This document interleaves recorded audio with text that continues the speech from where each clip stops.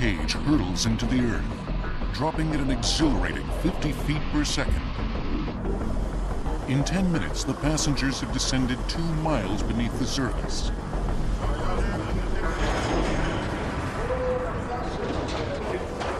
This is the latest incarnation of a grand obsession, the hunt for gold.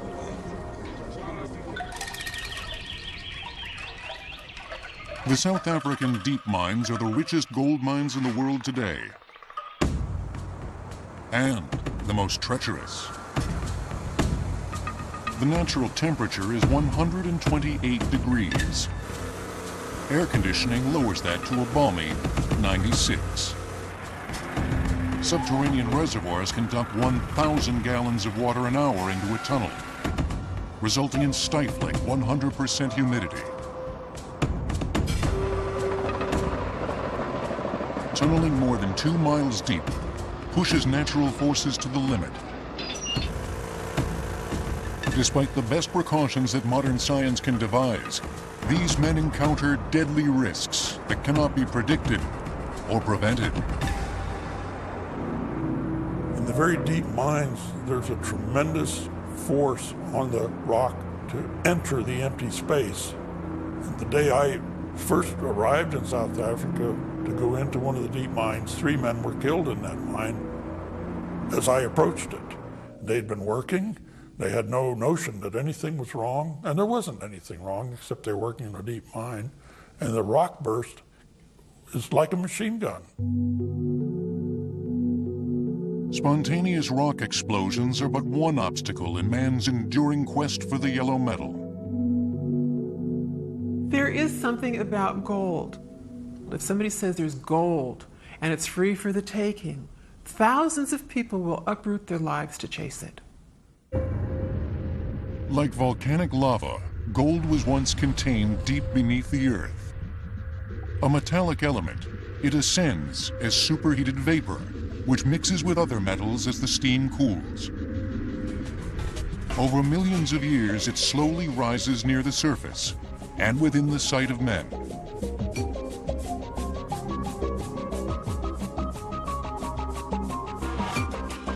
Heavy, lustrous, nearly indestructible, it has long symbolized power, wealth, and love. Archaeological digs of ancient societies have unearthed gold jewelry and coins from all corners of the globe. In recent years, excavations in Bulgaria have uncovered the earliest known treasure, a 6,000-year-old cache of solid gold sculptures. The discovery revealed an ancient ability to both mine and purify metals. Objects that were found in Bulgaria had been processed through a smelting circuit of some kind that told us that these people knew how to clean up the iron, the tin, and the other impurities in gold ore so that they could end up with a gold-colored, malleable gold that could be cast into delicate objects. Gold mining and craftsmanship reached new sophistication with the Egyptians of 2900 BC. Using the same persistence and forced labor that built the pyramids, they dug the first underground mines, with shafts up to 300 feet deep. The Egyptians heated cave walls with fire, and followed that by a dousing of cold water that created fissures. Those cracks were then ripped open by picks. They used sodium chloride, salt, to separate gold from lesser metals. The solution attracts silver, pulling it away from the gold. Egyptians worshipped gold as the incarnation of the sun god, and used it to sanctify their most sacred rituals. When the tomb of the pharaoh Tutankhamun was unearthed in 1922, the boy king lay surrounded by a magnificent array of golden artifacts. From the sarcophagus to the solid gold death mask, the objects shone just as brightly as on the day he died, 3,500 years before.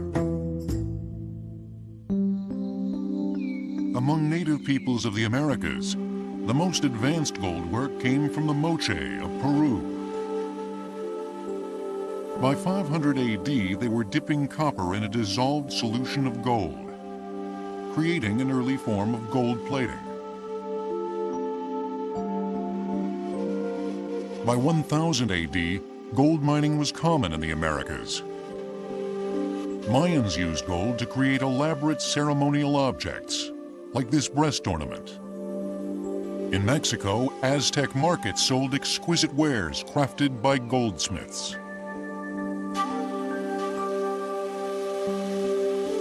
Europeans of the Middle Ages believed that gold had spiritual powers. For 1,000 years, alchemists pursued a mystical vision that said he who transformed lead into gold would convert sin into virtue. The alchemists were very serious investigators, trying to convert lead into silver, copper into gold, and they passed this on from father to son. It went in many of the large cities in Europe. There were teachers of alchemistry in the universities. It was very serious indeed. Eventually realizing that only natural forces can create gold, scientists turned their attention to improving mining techniques. Ore had traditionally been lifted to the surface by hand-operated windlasses. They gave way to the first widespread use of horses underground. They were animals of burden that could pull all these ore cars to a shaft where it could be raised to the surface where they could extract the gold. These horses lived underground, literally. They were stables underground. They never went to the surface unless they were injured or getting old. In Europe, ambitious large-scale projects harnessed powerful sources of energy. The Germans were very clever in the Middle Ages, building ponds up to 8 miles away from the mine, and then troughs that would take the water all the way to the mine, and this water would then be used to turn giant water wheels. These water wheels were then used as hoist with the rope to hoist up the ore out of the mine. European legend said that gold follows the sun into the west. Explorers journeyed to the Americas not to settle, not to populate, but to collect gold for their European masters. Gold became one of the principal objectives for every one of the expeditions into the Americas, not only with the Spaniards early on, but later, the first English expeditions, for example, Jamestown. One of the first things the settlers of Jamestown were supposed to do was search for gold. For 6,000 years, from Bulgaria to Egypt to Germany, commoners had labored mightily to produce gold for their rulers. But as the 19th century dawned, adventurers from around the globe would descend upon the New World in a frenzy of gold fever.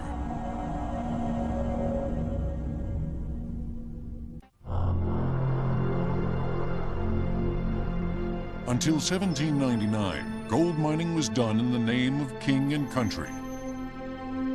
It would take the freedom of the New World and an unlikely discovery to bring gold fever to the masses.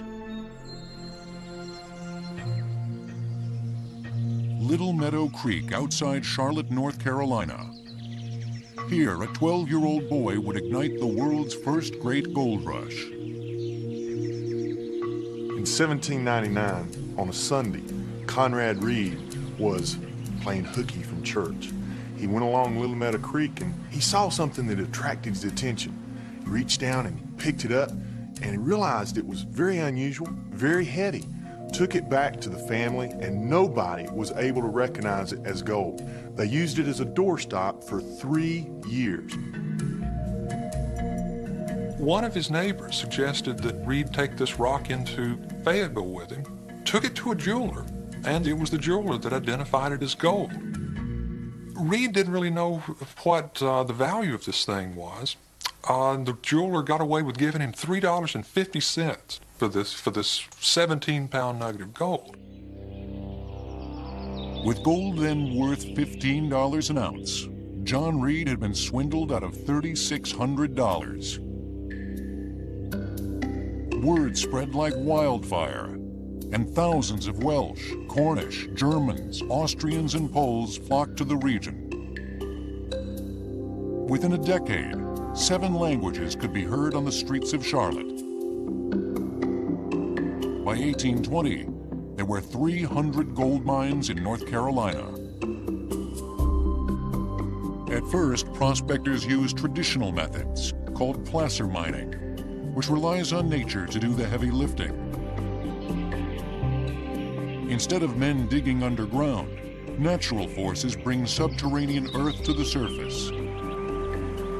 Over millions of years, water flows erode mountains, exposing underground ores and depositing gold in streams.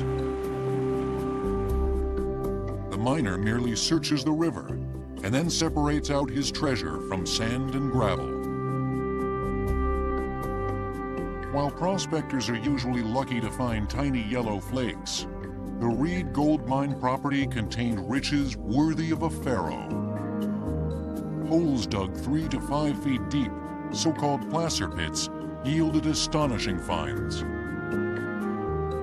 Along Little Meadow Creek, those pits became quite numerous as they dug up nuggets just like digging up potatoes.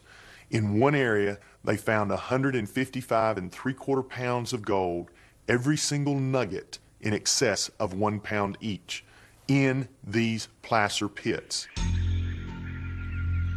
In 1825, the source of gold was traced to white milky quartz in the mountains above rivers. Southern miners quickly moved underground to exploit the find. They were largely individuals with little experience and few resources, and dug big holes without reinforcement, making cave-ins a constant threat.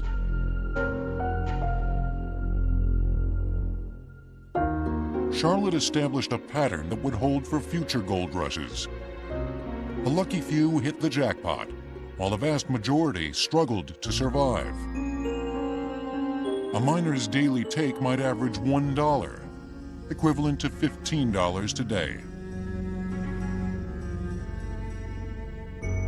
In 1829, gold was discovered in Dahlonega, Georgia, and soon after in Alabama and South Carolina. Nearly 1,000 mines dotted the southern landscape. In Georgia, the pay dirt lay beneath territory held by the Cherokee Nation. After the discovery of gold, the question for Georgians becomes, what are they going to do with the land? Or how are they going to distribute this land? The Cherokees are on it. They don't want to give it up. Georgia decided to raffle the land off in a lottery and prohibited the Indians from participating. The Cherokees won a legal victory in the U.S. Supreme Court to keep their land, but President and Indian fighter Andrew Jackson refused to enforce the decision. In 1838, the U.S. Army forced the tribe 800 miles west, across the infamous Trail of Tears. A decade later, gold was discovered at Sutter's Mill in Northern California, and the Southern Gold Rush would be forever dwarfed by the greatest human migration since the Crusades. People left farms, people left jobs, whole towns would vacate. They would turn themselves into a colony, and the men would go off. They came from China, Australia, Russia, and Brazil, braving an overland trek via the Oregon Trail, or an epic sea voyage around South America. They shared dreams of a bountiful future and almost total ignorance of the task ahead. A whole party of Frenchmen came and they brought their wives. And they brought these huge rakes because they heard that there was gold in the river and all you had to do was get it out of the river, but they did not want to get wet.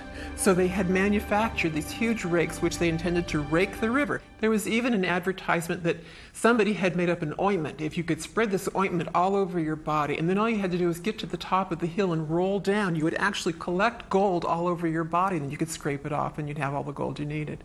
People had no clue as to what it took to get gold, and it was huge work.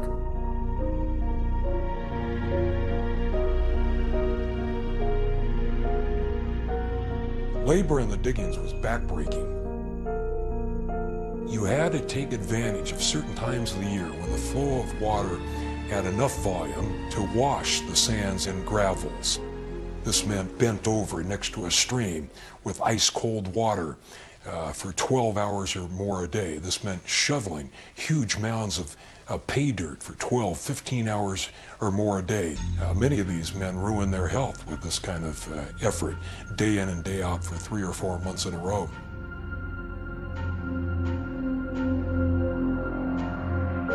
The men used primitive techniques, only marginally improved since the time of the Egyptians.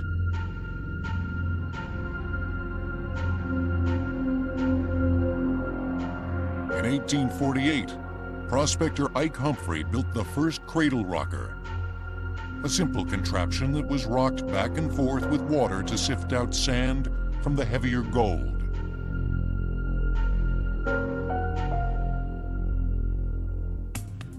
Another tool was the sluice box, a rectangular wood trench designed for jets of water to be fed in from one end.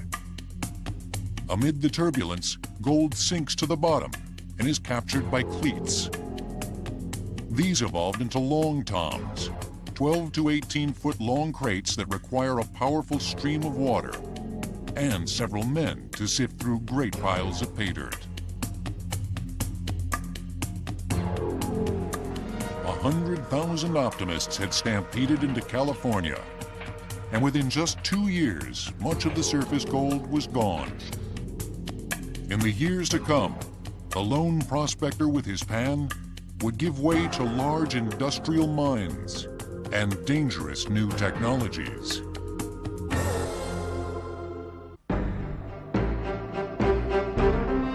The California gold rush was a frenzy to collect riches free for the taking. But after just 2 years, surface gold was all but exhausted. From 1851 onward, Western mining would be dominated by those with the financial resources to battle nature for every flake of gold. If you can dam the river and divert the river, then you have the whole stream bed to excavate, which is one of the first things that they did. And this was a very large operation to divert major streams, but they did it. Beginning in the 1850s, hydraulic mining changed the California landscape. Water was collected through a series of ditches into a pipeline, and then fired under tremendous pressure through a giant nozzle.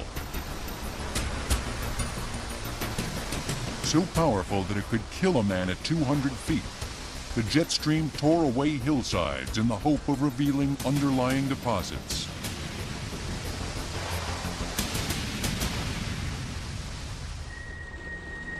Hydraulic mining created huge muddy messes that polluted downriver, spoiling drinking water and wreaking havoc with farm irrigation.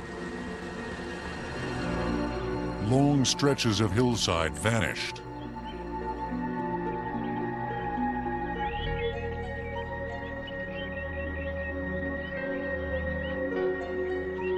Although an effective form of collecting gold, in 1884, the destructive practice was banned in California.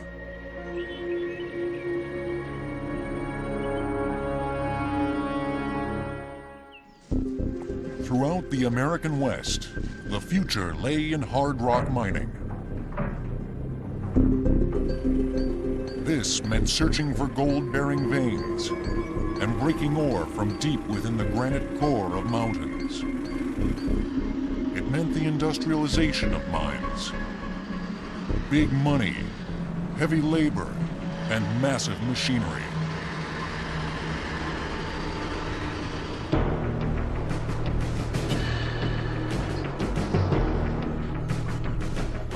1850, gold and silver were discovered at the Comstock Lode in the mountains of Nevada, setting the stage for revolutionary improvements in underground mining.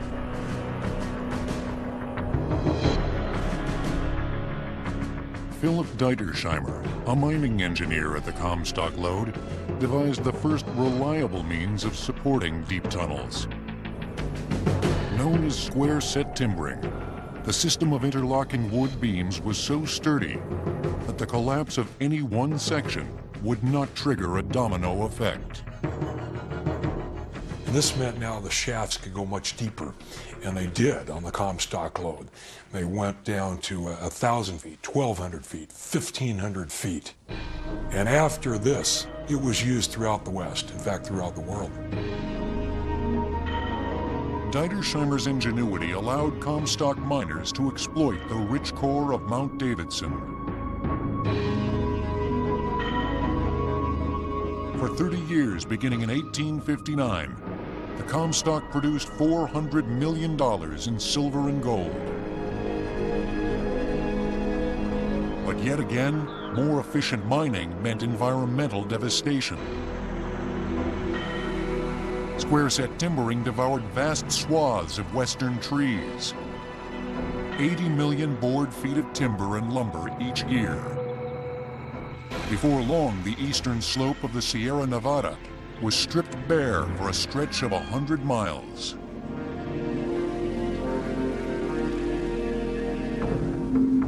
Skilled miners from distant lands flocked to the American West, bringing with them a cacophony of languages. The deeper the mines went, the hotter they got. Shafts on the Comstock Lode regularly reached a blistering 125 degrees.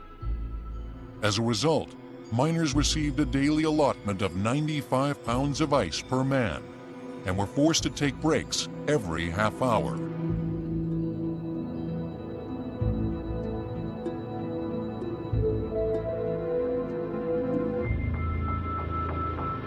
It was hellish work, not suited for everyone.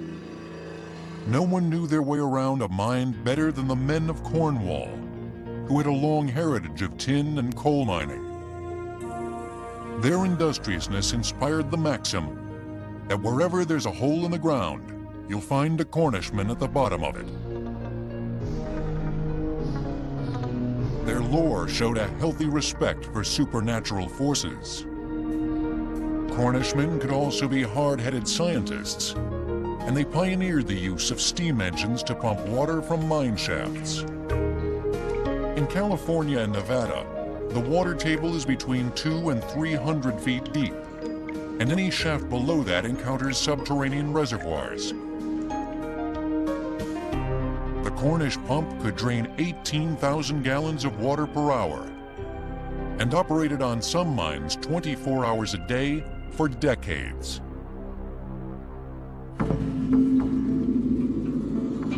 In the 1870s, a series of inventions greatly increased the efficiency of mining and the dangers. For thousands of years, gold seekers had used black powder to blast through to their treasure. The job of powdermen paid relatively well, but it was also highly dangerous.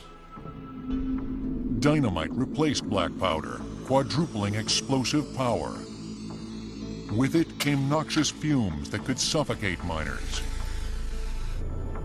And while dynamite is usually stable, when unexploded charges are placed in tightly drilled holes, removing them becomes a risky maneuver. In the 1880s, the invention of compressed air drills seemed like a godsend, freeing miners from backbreaking manual drilling. But the new drills soon became known as widowmakers. As they cut into rock, they stirred up clouds of razor-sharp silica dust that caused the lung disease silicosis.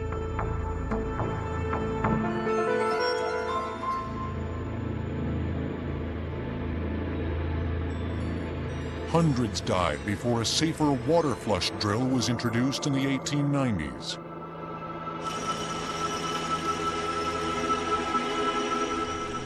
drilling deep shafts presented many complications and inspired bold solutions. At the Comstock Lode, an engineering marvel was devised that carried away excess water and toxic air. Adolf Sutro came up with an idea, the way to ventilate these deep shafts and the way to drain away water. And that was to tunnel into Mount Davidson from the side. This would mean tunneling almost 5 miles. It was something like finding a needle in the haystack to be able to hit these shafts from the side of the mountain.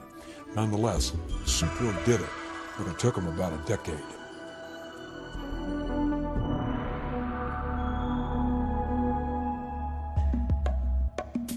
Throughout the West, mines were becoming larger and more sophisticated. But on the eve of the 20th century, the last great gold rush would expose novice prospectors to some of nature's harshest conditions.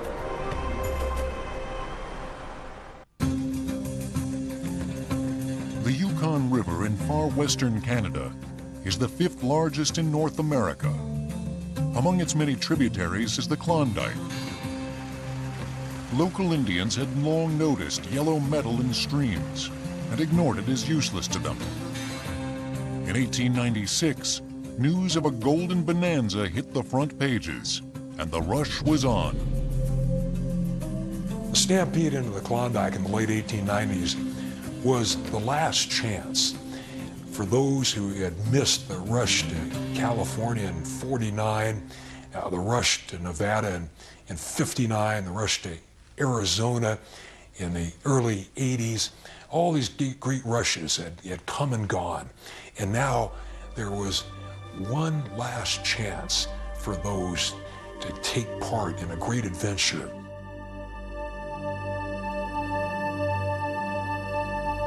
The Yukon had long, frigid winters, with temperatures plunging to 50 below. The Canadian Mounties required anyone entering the goldfields to carry a ton of supplies, enough to give them a fighting chance of survival. At Chilkoot Pass, a never-ending stream of pack-laden men made 4 trips a day for 10 days, just for their personal gear. Remarkably, some would also transport machinery weighing many thousands of pounds. There were large circular dredges with a series of rotating buckets to scoop out dirt for treatment. They had to be disassembled, hauled in pieces up mountains and over rapids, and reassembled on site. It's amazing, even today there are dredges left from that era, and to see them in the middle of nowhere and the massive size and scale of these things, it's hard to conceive that these people were able to put these things there. For most of the year, the ground was frozen. Thawing even small sections of earth was an arduous and tedious process. The men would try to dig and build fires. They would try to direct jets of steam into the ground, into the ice, to thaw it out, because waiting for them was millions of dollars of pay dirt. From 1899 to 1904, the Klondike produced $100 million in gold. As in California, the easy gold went quickly, and only a fortunate few struck it rich. Most considered themselves lucky simply to survive and to have shared a grand adventure. Poet Robert Service crystallized the spirit of the Yukon. You may recall in savage splendor that land that measures each man at his worth, and feel in memory, half fierce, half tender, the brotherhood of men that knew the North.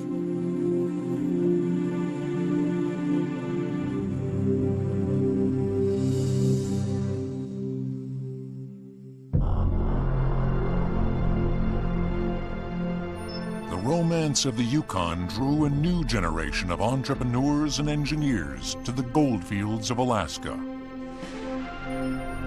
These professionals would pioneer techniques that revolutionized hard rock mining.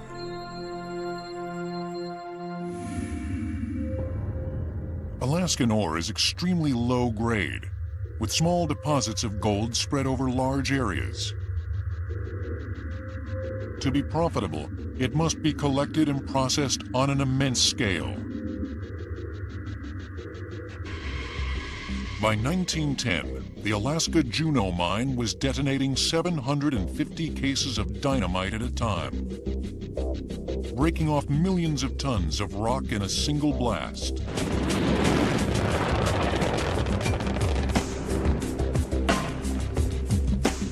Blessed with economy of scale, the mine prospered while recovering just 1 ounce of gold for every 22 tons of rock processed.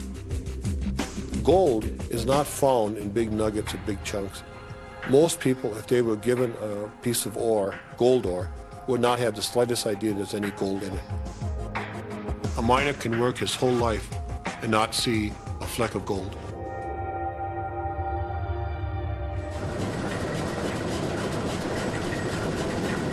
Once collected, the ore went through a multi-stage refining process.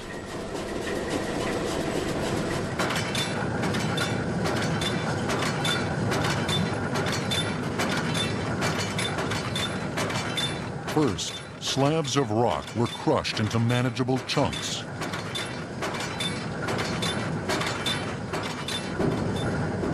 Then great stamps, weighing up to 1,200 pounds apiece, pulverized the stones as fine as table salt.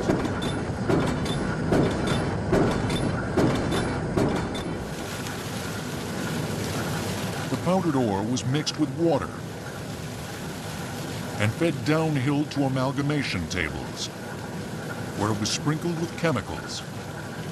First mercury, later cyanide, that act to separate out the gold. Scale was of great importance, economy of scale, and profitably operating these gold mines. Treadwell had 960 stamps pounding away 363 days a year. The biggest stamp mill ever built in the history of mining, and these were used throughout the world at this point in time.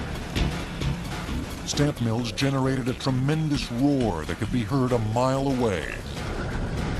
They operated round the clock and depended on cheap, reliable sources of power. A series of hydroelectric plants were constructed, and the heavy rains of southeast Alaska put to work. The hydroelectric dam at Annex Creek drew its water from a unique source, a tunnel driven beneath the bottom of the lake. This tunnel went back 1,500 feet and then up 80 feet to the bottom of the lake, which happens to be 150 feet below the surface of the water. They blasted a hole through the bottom of this lake, and the water would literally flow out the bottom like a bathtub. It would go down this drain, which in this case was a tunnel, then into a pipeline 2.5 miles down to Tidewater, where the power plant was. With their large-scale machinery and inventive technology, the Alaskan mines were precursors to the modern era of gold mining. In the 1970s, rising gold prices would bring forth gigantic new mines that pushed the limits of man and nature.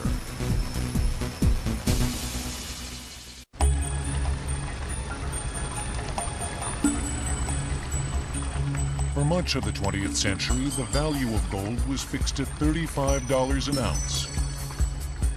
In 1968, the United States deregulated the price and gold skyrocketed.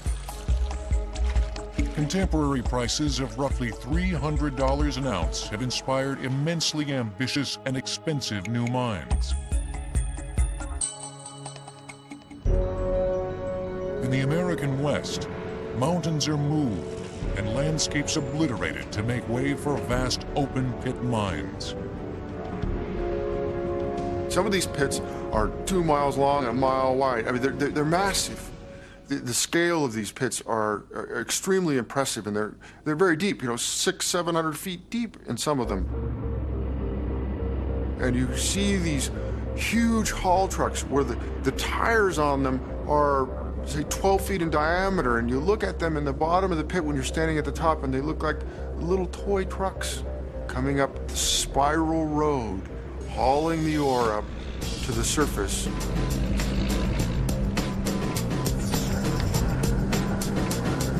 After great loads are collected from the pits, cyanide is sprinkled over rocks to efficiently dissolve out microscopic flecks of gold. Cyanide can contaminate surrounding soil, and so its residue is stored in special wells lined with protective plastic. These containers are closely monitored for signs of leakage. Open pits typically yield 1 ounce of gold from 40 tons of rock, enough to turn a profit at current prices. Modern mines are essentially giant assembly lines that must maintain balanced operation. A mine that produces more ore than can be transported or processed is needlessly wasteful. Computer simulations of changing scenarios, adding a truck here, subtracting 50 miners there, ensure that resources are allotted with maximum efficiency. The Lihir mine, which is a new gold mine located on an island near Papua New Guinea, was the first mine in the world to be totally designed via a computer simulation and animation model. The model was used for more than 150 of the what-if scenarios that the engineers were able to pose.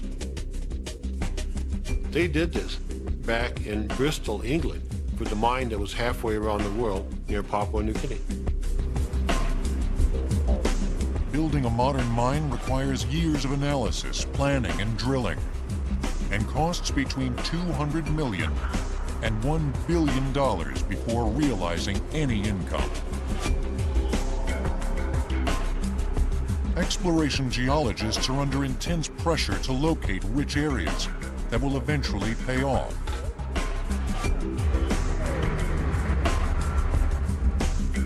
For underground sites, the most reliable guides are diamond drills that can recover core samples from thousands of feet below the surface.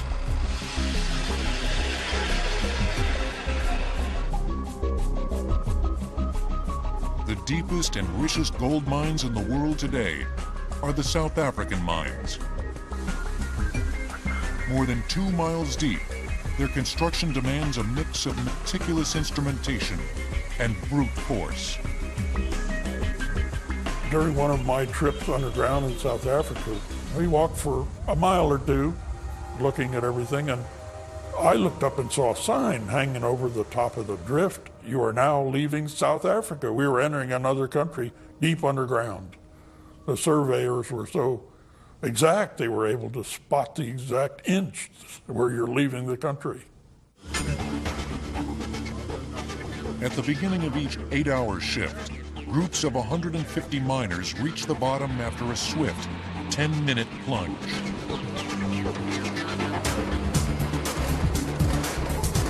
The elevator runs constantly until perhaps 2,000 men have entered an alien land. South African mines are a study in contrast. Ultra-modern technology constructs them, and traditional back-breaking labor keeps them running. Giant air conditioning systems on the surface cool water, which is then pumped into the mine to reduce air temperature. Once heated, the water is brought back out again, and the process is repeated. The air conditioning system of a single mine could cool a city of 100,000 people.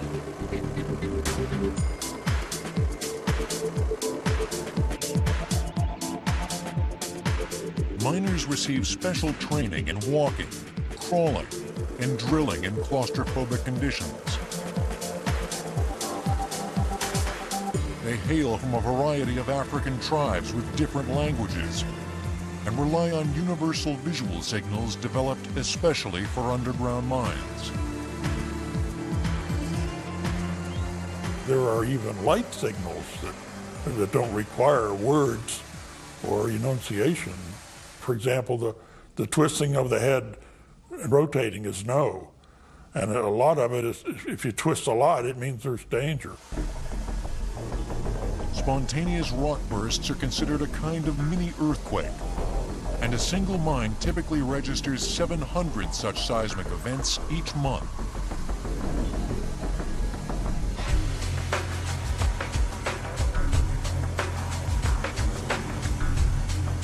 After dynamite blasts have altered the stress levels, rocks will explode with body-piercing force. Combustible methane gas, a traditional mining hazard, can occur in deep mines. In response to recent accidents, naked flames have been banned underground. The gold mine where I worked had a methane explosion due to the mixture of air and methane and a light. This methane explosion killed 9 miners underground. Research is now underway to determine if even deeper gold mines are feasible. Oil wells have been dug as deep as 5 miles. The question is whether humans can survive and work at such depths. If so-called ultra-deep mines are built, they will likely be manned by robot miners.